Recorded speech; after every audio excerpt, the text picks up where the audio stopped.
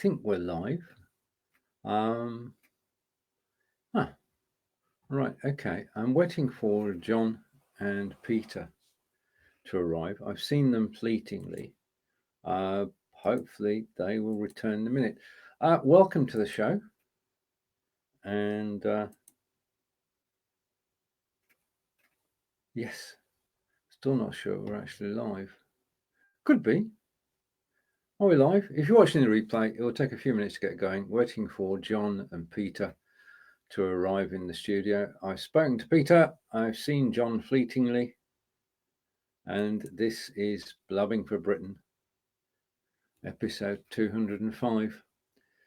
In the run-up to next Thursday, which is our general election, and we're getting closer to Christmas. Yeah, it's a bit... And our confirmation that we're live. And thank you, Kelly. Good morning. Good early morning in Sarnia. As I said, John and Peter are around somewhere, and they're quite probably watching this. I'm going to close that tab because I don't need that tab. One of the things that I am enjoying at the moment is going live on YouTube. It's totally different. However, before I carry on rambling, I've got an XSplit VCam showing in my lobby, in my staging area down below. And I can hear noises off.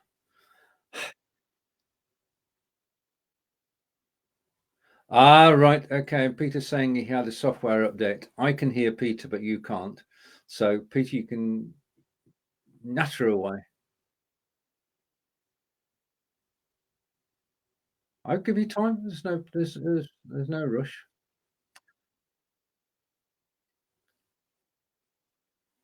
Yeah. Okay. Right. And making it. Hopefully, he's not going to disappear again. But making an appearance now is John. He's going to. He probably had a parcel. Morning, John.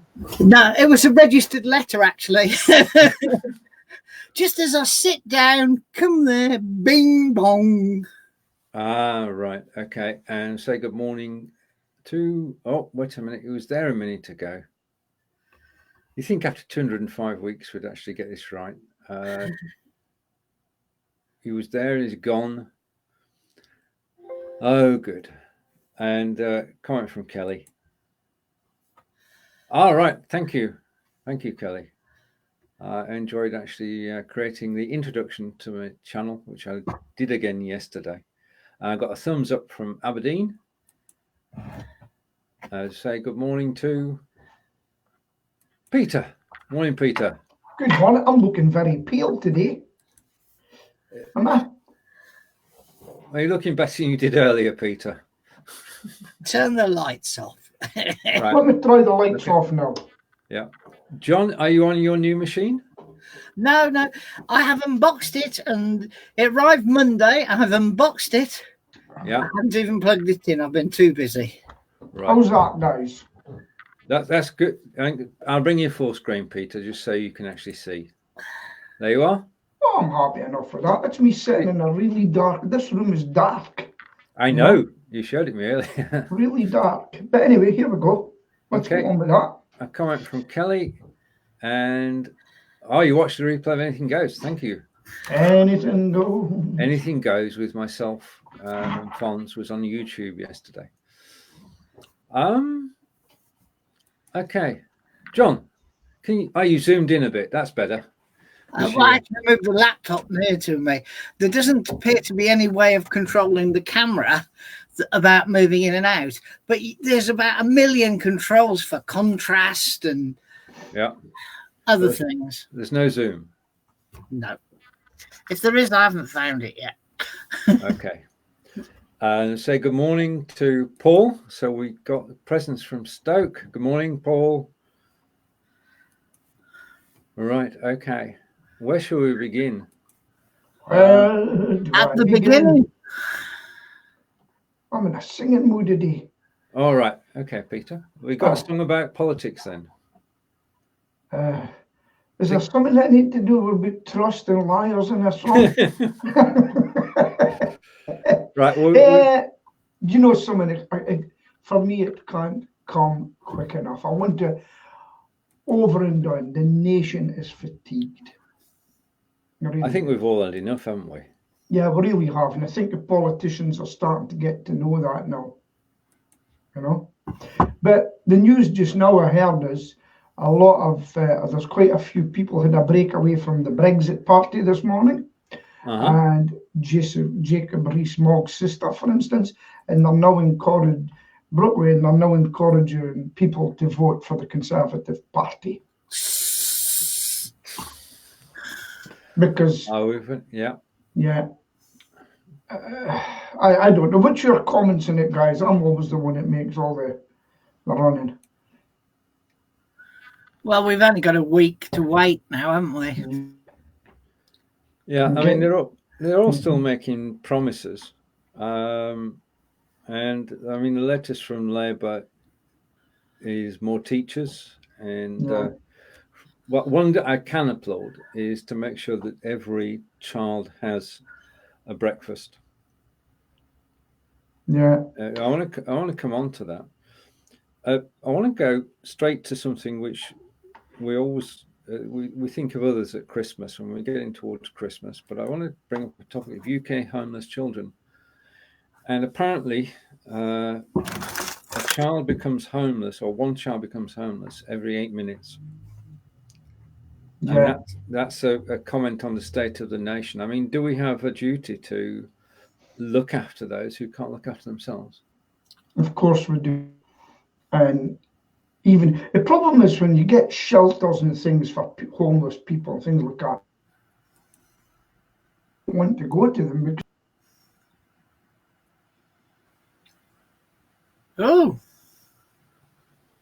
we lost Peter. Is that my fault? I don't think it's your fault. I think it's purely coincidental. Yeah. Morning, Stephen. Morning, guys. Morning. Right. We're talking at the moment about homeless children and 185,000 homeless children in the UK, and a child is made homeless every 8 minutes. And do we as a society have a duty of care? Absolutely. We do some work for a charity up in Stoke called the Gingerbread Centre. Mm-hmm. And it's for single parent families, and they house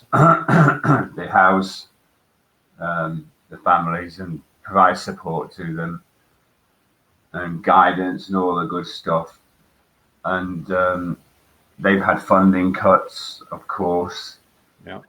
But as a society, we've got a duty to help people, kids, but as ever, our political classes are just ruining the lives of so many people because of the cuts.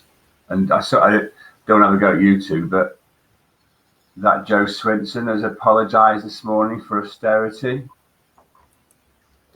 Well, she apologised for the vote. 10 years too late. And you're like so culpable in that area.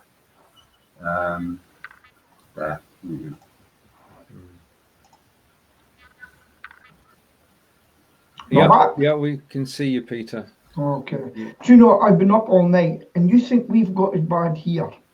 Okay. Listen to this. Sorry, guys. Okay, Stephen.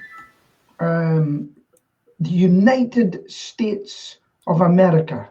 Mm-hmm. And I was watching someone on the internet. I wish is it Illinois or something? I can't remember where it is. Basically, people living in tents, right? A tent city. And the local mayor said, by September, we will have low-cost housing for everybody. We'll get you off here. Right. Well, I can tell you, they're still living in the tents. Yeah. And you know what's really getting to them? And this is the problem. they're seeing Somalian immigrants coming in, right? Mm-hmm. And immediately getting houses. Right. And that's what the resentment is building up with. But that complaint is the same in Birmingham and Wolverhampton. Yeah. Yeah. Britannia hotels in the UK are making a fortune by taking in immigrants and getting their food and everything. Mm-hmm. And there's people on the streets. And what they're doing is they're separating the hotels from the paying customers to the other customers. Now, I don't mind immigrants coming. I really don't. Genuine immigrants. Yeah. But when you see people coming and walking into places and you're in the street in a tent, what the heck is happening? In the United States of America too. Chumma, what do you think? I think you can find that less than 4 miles from here. I can find you people living in tents. Wow. And quite a lot of them are former forces people. That's right. That's right. And a lot. It's frozen again. He'll be back. No, It's fly catching, isn't he? No, this is an important. He'll be back. You're He's back, Peter. now. Am I back? Yeah. Yeah, you disappeared. Okay, that's what we'll just be. So basically, that's what a lot of force, not them all, but some forces guys just can't cope. PTSD and everything like that. They live in the streets and I remember going. I was out late one night. I think I had an argument with my ex-wife, and I went down to the beach and I had a walk on the beach in the middle of the night and seen all these guys underneath the local shelter, not protected, wind coming in their face. And I says, "Hey guys, any coffee or anything? I'll go and get for you." And they said, "No, we're okay. We're coping. Thank you very much. Right. Thanks for your concern." I moved on, but people living in the streets and seeing other people come in, you can see why there's resentment. You know? Totally. I mean, it's news to me, John, that you've got tents 4 miles away from where you are. Yeah, there is people living in the verge of a 4-lane A road, the A45 running into Birmingham. Yeah. Living in tents. Yeah. And if you continue on that road, there's even 2 guys living in tents where the tents are on, again, they're in the middle of the road, but this time they're in a traffic island, with the crossings. Yeah. But the crossings are stepped, so there's a reasonable amount of area, but they're living on 10 tents on top of tarmac. Yeah. Right. I've got a slight technical problem. I'm trying to bring Stephen up, but it's not actually working. Okay. And I've got to say, the states they're in are democratic states that this is happening in. Oh, we've lost Stephen there. We've lost Stephen as well. That's okay. We'll just carry on with it until he comes back. He's back. There he's back. We're having. Come on, Be Live. I hope you're listening. You need to sort all this out.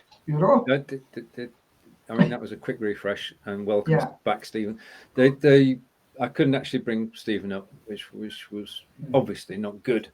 Stephen, we're talking, and John's just revealed, I don't know what the situation is near you in Stoke, but there are people living in tents within the city boundaries. I'm not surprised. We've got an awful situation. And the number of rough sleepers is well underestimated. Yeah. And they're in entrances to shops all over the place. We've got at the sort of centre of Stoke-on-Trent is Healey, and you're walking past, as you do, desperate people, and I don't know what the cure. I don't know what the solution is. No. I must admit. The charities get involved. Salvation Army springs to mind. Yeah, I'm sure they do. I mean, I did something with a charity in Manchester about 4 or 5 years ago. We had a weekend in a street just on north of Manchester city centre, where we set up essentially a shop where donated clothes were put on hangers, and the homeless people came to this spot in town, and we just essentially showed them the sort of the clothes and shoes and coats and everything that we had, and what's your size? Okay, would you like something like this? It was all good stuff. Yeah.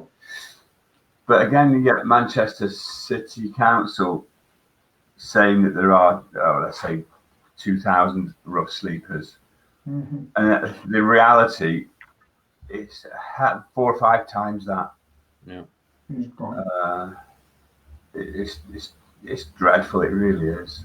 Well, guys, I can tell you, I was a week from being on the street at one stage of my life. 1 week. Mm-hmm. And that's why I lived in a porter cabin for a year. I managed to get a job with accommodation. And for 1 year, I lived in a porter cabin. And all I had to my name was a metal locker, a metal chair, and a metal bed. And I had something else. The only thing I had, £25,000 of credit card debt, which I've paid off long ago. Great. But no, that's how near I was to it, you know. Mm. So it's no fun. But I remember a few years back, I was watching this guy, over in America again, he went up to this guy in the street, and older guy said, "What are you doing here?" He says, "What's your story?" He says, "Do you know?" He says, "I never told my mum, but he says, I'm a teacher. I sold my house and I paid for all her medical care until my money ran out. And all my money went to look after my mum, and then she passed away. And then I had no home and I had no money left." And he ended up in the street. So this guy, they got money together and they got him a house, and then they got him a job. And it was a fantastic story, because just people just treated him like dirt. And he says, "You don't know, anybody could land up in that position. Anybody." Oh, they're but for the grace of God, yeah. A highly intelligent man. And he was looking, he didn't tell his mum or anything, he sold a house. And that's the American way that they done. Another thing I've seen this week is a thing called Joe, and he's stopping British people on the street, young people, middle-aged, and says, "How much do you think it costs for this, for an ambulance to turn up in America?" "What do you mean turn up? And what do you mean cost?" He says, $10,000. And he was going through it, I don't know if it was exactly, but he was asking people on insulin, and what do you think it costs for insulin? It's free, isn't it? No, in America they pay for it. And even if sometimes it's not enough. Some people have to make a decision whether they'll live or die paying for insulin in America. Did you know that? The disparity between, I mean, we're so fortunate to have the National Health Service, which was created a long time ago. I mean, we take it, we don't, I don't think we ever take it for granted. We're just grateful, aren't we? Oh, yeah. Listen. We bitch about it, for sure. Yeah. And there are areas which need massive improvement. But at the end of the day, like you said, Peter, you can dial 999 and you'll have an ambulance here within 10 minutes. At no cost. At no cost, that's right. The NHS doesn't cover Guernsey and Jersey, by the way. I don't know Does if it not? you're aware of that. Right. And earlier this week, one of the people that we know from the old academy days, Stephen knows, I cannot think of a name, was in an A&E, and she posted up the charges in A&E, and they were dependent upon the time of the day. So anywhere from £25 just to be seen to £225 if it was 3 o'clock in the morning. No. Wow. If any party said that they're getting rid of the NHS, I would never ever vote for them. They don't do that though, Peter. They don't do that. Never ever vote for them. They just say that they will seek efficiency savings from third-party providers. So that's why you get the likes of Sodexo and a whole bunch of, I won't say the word, but No. And so rather than having stuff in house, it gets farmed out, which is essentially privatisation. But they won't say outright that they get. But and the Tories, I mean, I don't know. We shouldn't speak like this. See, how was it? How was the thing? I nearly paid for a doctor. Got such a waiting list to get somebody.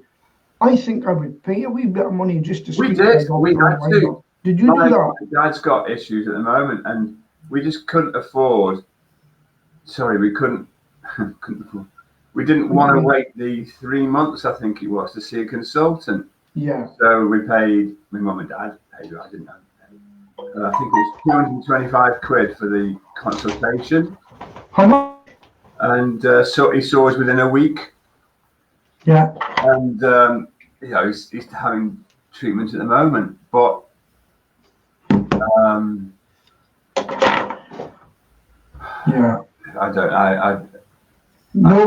nobody.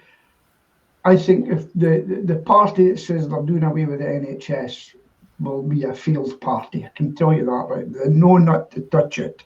But they won't. Again, they won't say that out loud. They won't say it like that. They'll say we're looking for efficiencies in the procurement of drugs, and that's what exactly what Trump wants us to say. Oh, well, we're all here last week. Here's one of the things: efficiency. £42 million for other people coming in using our service. What a saving that would be! How many nurses are there? Yeah, but yes. Yeah, how many millions of pounds do Spain, France, Germany, Italy spend on our people going abroad? Oh, well, let me tell you a little story about that. When I was all over in Spain, I said, "Where's the nearest hospital?" "Oh, no, you don't do it. No, they won't see you." I said, "I've got an EH11 card or whatever it's called." No, you see the doctor come, they won't see that. She done everything to make me not use that card. And I got so fat. They must have been on a backhander because the doctor charged me €100 to come and see me, which I done. Now, when it's on the other foot, it's a problem. She should have just said, "Oh, yes, sir, up the road, round the corner, and they'll see you there." But no. When I went to go and use it, I do love talking to you, Peter. I do love talking to you. If I was somebody from Spain here and said, "Oh, I've hurt my ankle," I'd say, "Hey, jump in my van. I'll take you to the hospital. Make sure you're okay." But no, that's what happened to me. And so my daughter was in Spain for her first 3 months away from home. Yeah. Terrible saying goodbye to her at the airport, and then she went off to. And then I had a phone call about 2 weeks later. She had an issue to sort out, a medical issue to sort out, and she didn't know what the hell to do. So I asked her for to get the hotel, or it's kind of a youth hostel thing, for the name of a local doctor. I called the doctor from the UK, told her about the UK, my daughter in Spain, and within about half an hour, she got seen. I think she had to pay about £10 for her appointment, and then she had to pay, well, let's say 30-40 quid for her drugs, medical drugs. Yeah. And that was all refunded under EH11, EH1011. How long did it take to get refunded? Yeah, you do tend to jump on these £42 million type things, Pete, but as Stephen said, it's a two-way street. No, I'm not on about the foot. You're on about, we're part of the European Union just now. And they should be looking at it's the other people that come in that are not part of the European. In fact, the 42 million is for people who are not European Union. Can you do that in America? Absolutely not. Right, let's go out of this world. Oh, I think right, it's time we took a break. And because this is British technology at its best, isn't it, Stephen? Yeah, what's this one here? What's the news? What? Oh, you're talking about the rover that's going to pick up some Mars dust and bring it back? It's going to answer the question, is there life on Mars? Yeah, David Bowie's over there right now. Yeah. Yeah. There was a film just recently where they did just that. So a spaceship goes out to Mars, picks up a sample, and then brings it back, or it starts to bring it back. And it is one of the most, a horror genre. It's one of the best. It's scary as heck, but it's brilliant. But yes, I've told you about the putting your name onto a Mars rover thing before, have I? Mm-hmm. Your name is on. Yeah. It's a little teeny weeny wafer of silicon, and my name and all my grandkids' names are on it as well. So that we are actually physically not a digital representation, but actually inscribed on a teeny weeny piece of silicon. Our names are on there, and my name's already on a couple of these rovers that are on the moon. It's just on on Mars. It's a really groovy thing, I think. But the thing I would more ask you to look at is that there's currently a spaceship in orbit around the sun called the Parker Observatory. Mm-hmm. And it's just released the first data from about 100 million miles from the sun. And apart from saying it's hot, it's giving so much information about what the solar wind is up to. And there's even, that close to the sun, there's loads of dust. Right. So that's where anything that flies close to the sun gets vaporized, but it leaves behind the dust in the atmosphere. So it's been as close as 15 million miles, and eventually it'll be as close as 3.83 million miles from the sun's surface. And it's just an incredible, and it's basically a ceramic. There's a huge ceramic heat shield. And that itself will get to a temperature of 1400 degrees C. Can you tell them on the BBC website now?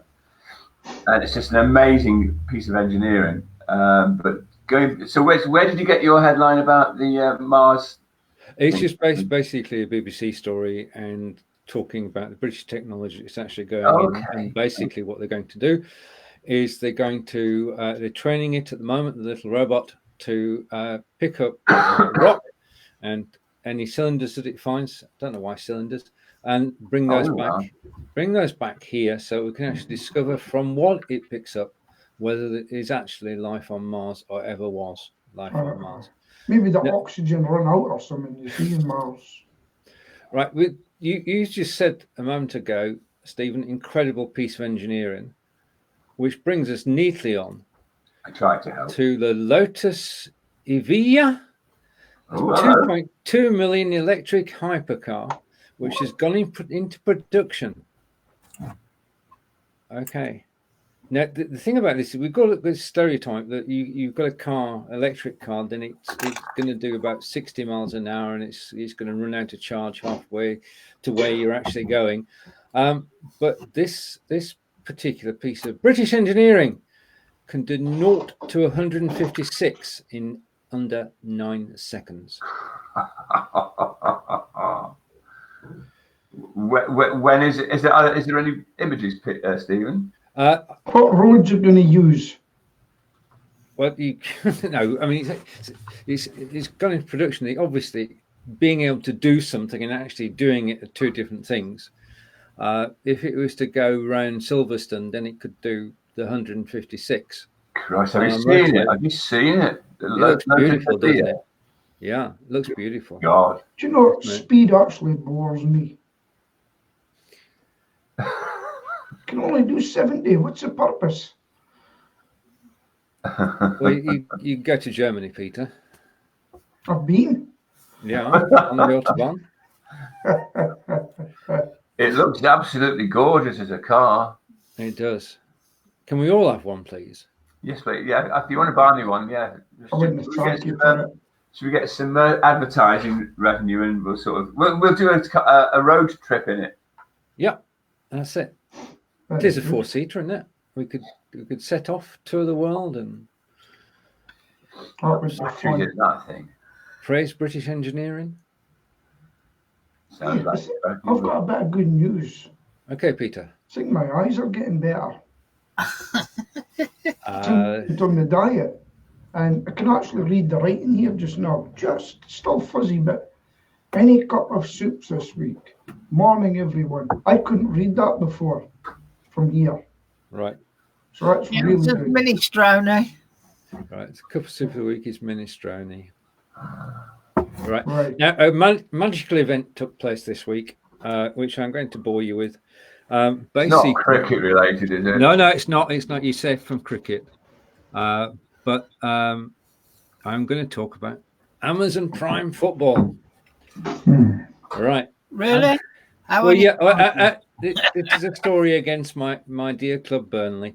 Amazon Prime now carries Premier League football, and there were matches on Tuesday and Wednesday of this week. 2 on Tuesday, 6 last night, and Amazon Prime, your membership of £7.99 a month now includes Premiership football.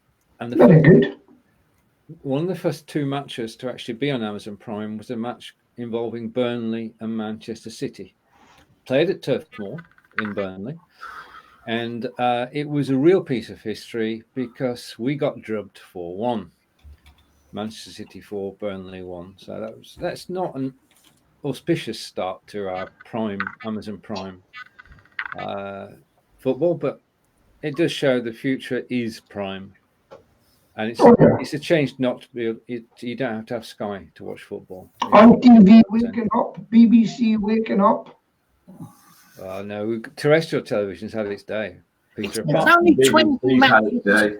20 matches a year, though, isn't it? It is. It's a start. Oh well, from Prime's viewpoint, it's a toe in the water to find out whether football will work with them. I watched it. I mean, there you go. I watched the 90 minutes, and I watched the preview. It's the Football Championship, which is the real league in the UK. Is that term? You mean you're not destined for League One? Well, all right. Is League One covered? Because we next season. Well, the very expensive man hasn't done a great deal so far, has he? But let's give him a chance. Yeah, I agree. I mean, he's got a 50% record at the moment, so let's see. I've just noticed something. Oh. John, you better put away that great British flag of ours. You'll be reported. Better leave it. So you're melting. This. Yeah, well, you better hide that. Okay. It contains. It's a joke, folks. It's a joke, Facebook. A stress ball. Well, if you're right, and okay, Paul's saying on that note, I'm switching off because Silk. I'm crying here now. There you are. See you Wednesday, Paul. Okay. All right. The next story. Well, Peter Wednesdays. We're back. He's gone again, I say. He'll be back. He's lost his signal, hopefully, and we're going to stay here. Right now, obviously, the thing is, the NATO summit was a serious occasion held in the UK. Yeah. But the only story to come out of it is Trump calling Trudeau two-faced. The story to come out of it is that the Orange Monster had a hissy fit when he was being ridiculed by all of the other NATO heads of state. Right. They were sort of having a bit of a huddle and saying, have you seen that tosser? He didn't do this, he didn't do that, and didn't do the other. And then he had to go at Macron and then buggered off home because he's so thin-skinned, and the way that how the Congress is ripping into him on the impeachment. Yeah. And his mental decline, which is incredible. Well, it's becoming noticeable, isn't it? Yeah, it is. I mean, obviously, I'm a bit keen on it because I want to see him gone. But on Twitter, people are posting videos of him walking along, and the way he's walking is like, oh, there's something wrong here. And then his slurring of his speech and his use of baby-like language. And he went to Afghanistan. That's right. And it was just like he was a 6-year-old. Space is very big, and we're going to be very big in space. Space is a really important thing for us. Space is big. Yeah. And Clinton's email server, and he's on his way out. So I'm still staying with my prediction that he'll be gone by January. He will have resigned by January. Well, for his own health, if not for any. Yeah, I agree. Yeah, I just think you're hoping that, guys. No, I am. Yes, I am. You know he's going to slaughter the Democrats again. Sorry, it's what? He's going to slaughter them. It's what? He's going to Democrats. No, wrong dude. It's not at all. He is. His ratings are high. Democrats. It's the House of Representatives, an equal part of government, which are impeaching the yeah, they're trying to. And they're doing a bloody good job, mate. No, they're not. I watch Q tells you everything. They are trying everything and they're getting caught up. No, they're not. They are together a watertight case. He's going to be impeached by about next Wednesday. They won't manage it when it goes up. If they'll say, yeah, we won't impeach you. When it goes to the House, they'll say no. No. That's completely wrong, my friend. The House of Representatives will impeach the Orange Monster, right? They will. That's a fact. You see, look at your language. The Orange Monster. He's the president of the United States. He's an Orange Monster. You see, that's the route you go. By the House of Representatives. That impeachment means that he will be put on trial. Clinton didn't get done either. I'm just trying to sort of get the facts out. He will be impeached. Look at John. We'll see. I'll tell you, there's going to be a lot of Democrats sweating just now for what they've gotten him later on. Yeah, but the overriding thing that Steve and I were just talking about was for his own health, not for political reasons. That's the backdoor way out, isn't it? Health. Can we talk about President Macron, because he has a lot more problems today than anybody else in the world. Because the entire country's gone on strike. Absolutely. Pension reform. France braces for seared. Yeah. The Gilets jaunes have been going for a year. BBC, did you know that, by the way? I just thought I'd let you know because you never mention it. Okay. Well, okay. Just to point, one of the headlines on the BBC site is "Anger of Yellow Vest grips France a year on." So sorry, mate, but the BBC do recognise it. Right. How long does it take to do that? This is a whole different ball game, though. You had to wait for a year before they could recognise it was a year old, Steve. Yeah, it's no good saying how long it's coming up for a year. Why are the Gilets jaunes out there? Well, they don't like the fact that their retirement age is going up, and it's not going up anything like it's gone in this country, because you can still retire at 62. Yes. The Gilets jaunes are all Russian inspired and funded. That's a left-wing, anti-left-wing argument. Oh, Even get him a Chinese heart with a star in it, quick. Okay, but he does have problems. You want us to talk about it, John? Anyway, it's up to you. You're talking about Macron. Yeah. So Macron's they've raised the age from 60 to 62 for retirement. Yeah. Their pension is more than twice our pension, with a full 35 years contributions. Mm-hmm.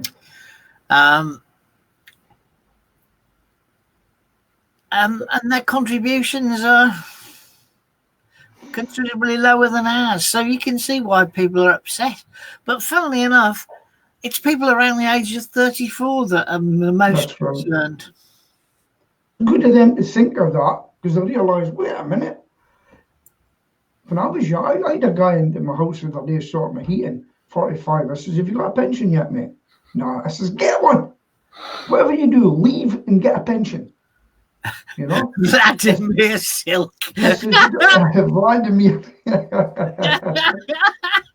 Yeah. Mark my words, when the history is written of all this, we'll have Boris von Johnson, Trumpy Pops, and not me. Well, it's better having Corbyn. Oh, Mr. Corbyn, I watch it, Queen, actually. I like watching it. I'm going over. Mr. Corbyn, do you watch it? Do I watch it? Yeah, I watch it in the morning. You idiot! It isn't on in the morning. And he didn't say I watch it and catch up or anything. In his body language, I watched his eyes. Do you watch it, Queen? No. He said, I'm a Republican. I'm going to go, afraid, and I'll speak to you again. Take care. Bye-bye. Take care. Bye. I mean, Jess, for instance, spent the week apologising for when she was in government.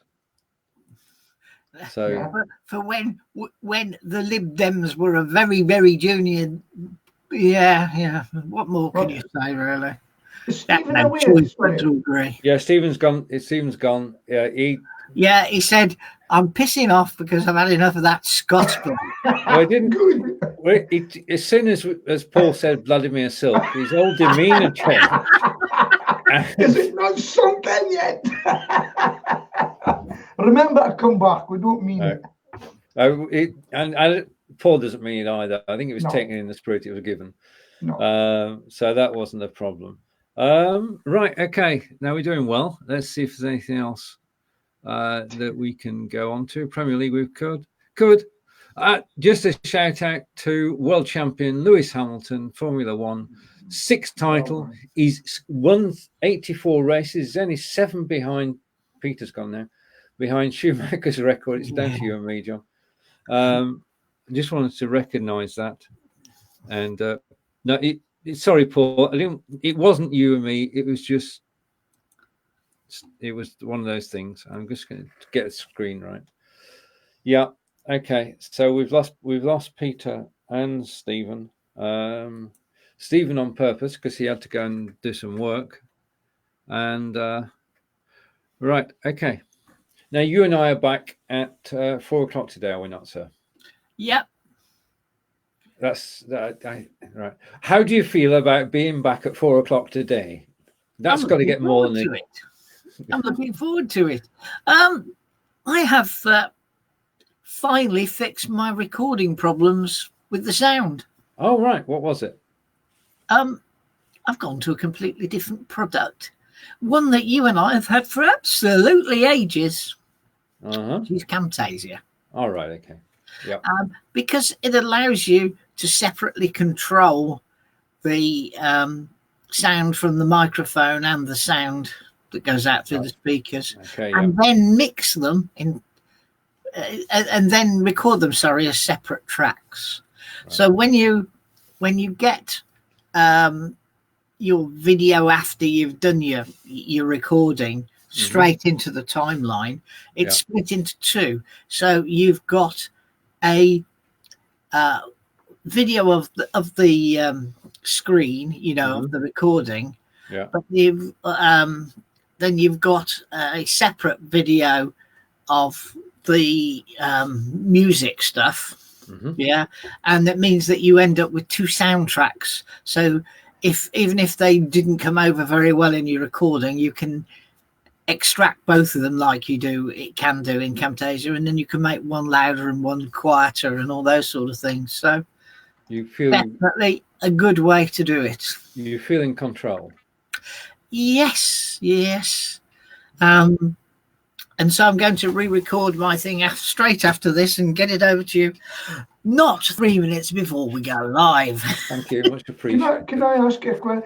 You know, you put up a post the other day, John, about people can't bring somebody in on Facebook anymore. Yeah, Facebook has removed the ability to have a 2-person on separate devices. That's good for us then. Quite right, Peter. Only if B Live works properly, folks. Yeah, I know. There is that bit too. Yeah, I mean, a lot of people are promoting other products. What's this Yard one I've got? StreamYard. StreamYard. That's the one I'm looking at. Yeah. Because of course you can get 6 people up for free on StreamYard. Well, so you can. But you can. Your broadcasting is limited. It's only 20 hours a month. Yeah. I mean, they are different animals. I know people have tried both, and they say that B Live has got more facilities than StreamYard. It's got different facilities for starters. And when you do pay, B Live over 12 months works out cheaper than StreamYard, feature by feature. You know, speaking about software, I'm really back into the singing. I'm getting more gig things. So I know. Where's your trilby? You like me? Do you know something? I'm going to wait to buy an expensive trilby and an expensive fedora. Have you just put them on your Christmas list? Well, I've been looking at it. But do you know something, guys? The way that people treat you differently. I went out last week and I wore it, and I felt, I'm 5'5", but I felt 5'7", and I went out, right, and I wore the hat, and Sheila, so she won't hear this, and I went down to the pub. 5 women come up, one at a... And that's the end of that story. Well, it would be. This is going to be interesting because I'm going to try and get us back on screen. I can put this up just for a second. I love StreamYard from Kevin Arrow. Right. Okay. Now, I got that off again. I'm going to go right. Okay. And I can see you. I can see me too. I'm just experimenting. I'm going to do that, and I'm going to do that, and that didn't work. You crashed the system, Peter. Just a minute. I can bring yourself up. I can't get John. John, can you go out and come back in again, please? My camera's went off about 5 times. Anyway, wear a hat to get ahead. That's what I was saying. The amount of people that approached me, it made a big difference. Tell me if you can hear me. I can hear you. I'm just not responding because I'm trying to get other things. Okay. Okay, and I'm trying to get the man his workshop back as well. Right. Oh. All right. Okay, and Kelly's just telling us that the James Bond, Daniel Craig James Bond trailer is out. No Time to Die. Yeah, and the woman that owns the rights to James Bond, she has said this week there will be no James Bondess. It's a man. Well, good. I don't mean that for sexist purposes. I mean that because he's a man in every book. Absolutely. Yeah. So there you go. We don't have to change everything, folks. Just make up Jane somebody instead as another agent, but not James Bond. There are things you need to keep the same. You know, don't try infiltrating with everything. It's not working. Yeah. There you go. It's all gone quiet. Okay. Let's try and pick another story. Anything happening in Aberdeen, Peter? No. Nope. Okay. Nothing really happening. America's had another shooting incident. This time at a naval base. Where about? In Hawaii. Oh yes, I've seen that. 3 dead, including the shooter. who shot himself, by the way. Yes, that's Right. correct. There is a device called a Peloton exercise bike, and they've got an advert at the moment on YouTube which has gone viral. But they're being panned because it's sexist and dystopian. Why is it sexist when they have a male advert and a female advert? Right. Okay. This advert has a story. Loving husband buys his wife a Peloton for 12 months. She keeps a diary of her exercise regime over the 12 months, and as a thank you to him buying it, and then gives him back the diary at the end of the 12 months just to say thank you. And that apparently is both sexist and dystopian. To me, it's a great story. I mean, I think I'm just a people simple need guy. to grow up. Yeah. Get a life! Get a bike. Oh, I've got a bike. I've got 3. I know you've got a bike. I hardly get out now. Do you know, I've been exhausted at a weekend. I got a message. Ping, we're all waiting on you. Where are you? I was leader that Sunday, and I says, sorry, I'm not coming.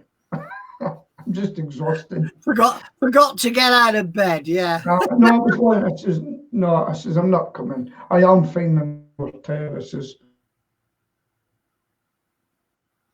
Anyway, Yeah. he's gone. So I'll He's ask you a gonna get football question. How much money have you got on Silver getting the sack today? It's going to happen, isn't it? I mean, Everton's a strange place. I mean, Moyes had Everton running like a Swiss watch, didn't he? There's money being placed on him coming back. Well, it was his place. He shouldn't have gone to United. He should have stayed at Everton. That's all I'm saying. Silver's got to go. It's the presser after him. Well, Fans they're are in the after him. bottom 3 now. Yeah, Everton. This is Everton we're bottom talking about. 3. Everton were up there with Liverpool. Everton and Liverpool, inseparable. Now, leagues apart, and perhaps next season, literally, if they don't get their act together. Oh, I said the joke of the week. Okay, and this is from a Clarets fan. This is the joke of the week. It came from a Clarets fan after Burnley got beat 4-1 by Manchester City, and he said only our gaffer could actually arrange it so that we're defeated 2 games in succession whilst other teams are looking for a manager. And that sums it up. He didn't want to leave Burnley, so he arranged it that they could actually lose 2 matches. Right, and Paul's still with us. Did you say they have spent 500 million at Everton? Wow. Yeah, well, aren't they? Is it American there? Well, it used to be the guy from Corrie, didn't it? Yeah. I'm going back a bit, though. Bill Kenwright. Bill Kenwright, yes. Yeah. An impresario, someone who books people and makes them famous, isn't it? Yep, that's right. And so he did. But he's not the owner any longer, is he? He's sold out. No, that's just true. Yeah. Isn't it some sheikh or somebody, or is it a big American business? I can't remember, to be honest. Oh, I told you that last week. Okay. I told you last week. So Right, okay. Not before time. Instagram has now demanded that you enter your date of birth when you join the site if you're not already a member. And this is to try and keep out anyone who's under 13. Yeah. I've got it be the obvious here. There's no background checks done. What's to stop youngsters under 13 just putting a different birth date in? Correct. It's just... I've never been on Netflix. Instagram. Sorry. Okay. I'm on Instagram. I thought you said Netflix for some reason. I was trying to read it. I mean, I know that I have problems at times, but I did actually say Instagram. If I'd said Netflix, never mind. Yeah, well, it's my brain. Okay. It's a connection that's being made. It's connections being made.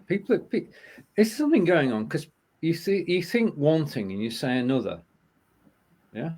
And it's happened several times this week, and not just to me. Is there something in the water? Don't know. We drink Welsh water around here, so. All right. If you want it fizzy, it's Chase Spring. Right. Okay, we've actually covered all the stories this week, which is good. Gents, I'm going to have to leave. Catch you later. Okay, Bye. thanks, Peter. Take care. See you Bye-bye. soon. Bye. Right. Okay. And then there were two. Yeah, and The original two. we're so exciting, but we're joined by Claire, which is good.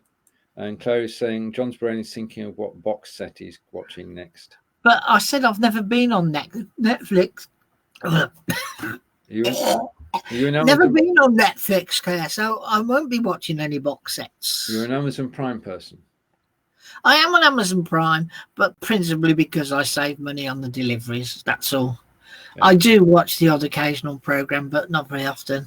iPlayer is virtually everything that I watch. I'm really into BBC Three on iPlayer now, so with their off-the-wall comedy stuff. It's as if we just found some comments from somewhere. Disney Plus, Disney yeah. Plus is all the rage. Disney Plus is all the rave now. Disney's for kids. Not necessarily, John. My niece worked at Disneyland Paris for 5 years. Yeah. Mm-hmm. And she was either dressed up as Mickey Mouse or somebody like that. And then eventually she moved over into the shows. Oh. Uh-huh. Was that in France? Yeah, Paris, Disneyland Paris, yeah. Recently celebrated 25 years, didn't it? God, how time flies. 20 years, 25 years? 25 years. Yeah, I think it's 25 years. Can remember it opening. And all the comments are flying thick and fast as if somebody's pressed a button somewhere. Yeah, we talked about that, Corinda. Football is on Amazon, and for a last time, I'm going to burn them. That was very, very early on in the program. It was, yeah. It was earlier in the program. We mentioned soccer, football. Soccer? On Amazon. What's that? It's all right. I have too many American co-hosts. Right. Okay. Football. How you can play a throwing game and call it football, I just don't know. Right. Okay. Well, to give John 2 extra minutes to get the videos ready for later today, John and I are back at 4 p.m. today with Inspired by Video, episode 10. So we've been doing it for 10 weeks. We've got a fair way to go to cash blabbing for Britain, but we'll get there. John, it's over to you. Oh, is it time for me to say goodbye? They did mention James Bond earlier, trailer. Yeah. I understand he jumps off a bridge, a very, very tall bridge, without a parachute or anything. But there happens to be a piece of rope dangling on the way down. So that's all I took from the trailer. So I'll say goodbye for Stokey Man, who disappeared when he was called Vladimir. I'll say goodbye for Mr. Aberdeen Man, who's gone for a walk probably because he's complaining he's got nothing to do lately because his men do all his work. Goodbye, Stephen. He's down in the southwest near Stonehenge. And now somebody's ringing me. So it's goodbye from me here too. Bye, everybody. See you all next week. Take care. And that's a wrap, even with the phone.